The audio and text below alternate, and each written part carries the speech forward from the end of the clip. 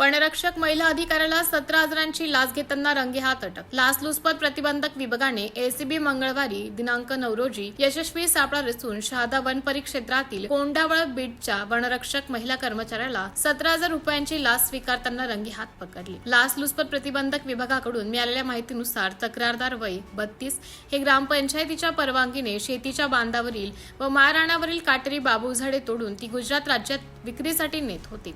मार्च ते मे 2026 या कालावधीत त्यांनी अशा प्रकारे अनेक वेळा झाडांची वाहतूक केली होती. या प्रकरणात त्यांच्या चारचाकी वाहनावर कोणतीही कायदेशीर कारवाई न करण्यासाठी वनरक्षक तेजस्विनी काळू साळुंखे पाटील यांनी 17,500 रुपयांची लाच मागितल्याची तक्रार 4 जून रोजी एसीबीकडे करण्यात आली होती.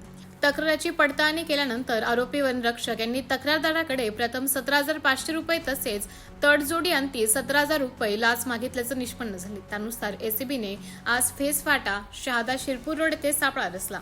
यावेळी आरोपी वनरक्षक तेजस्विनी साळुंखे यांनी पंचासमक्ष तक्रारदाराकडून 17,000 रुपयांची लाच स्वीकारताच पथकाने त्यांना रंगेहात ताब्यात घेतले.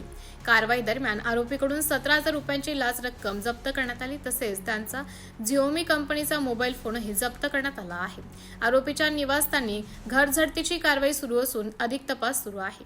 या प्रकरणी सारंगखेडा पोलीस ठाण्यात भ्रष्टाचार प्रतिबंध अधिनियम 1988 च्या कलम 7 अन्वये गुन्हा दाखल करण्याची प्रक्रिया सुरू आहे.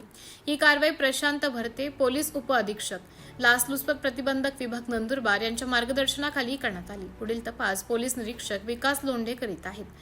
MDTV न्यूज साठी तालुका प्रतिनिधी संतोष आखडमल, शहादा.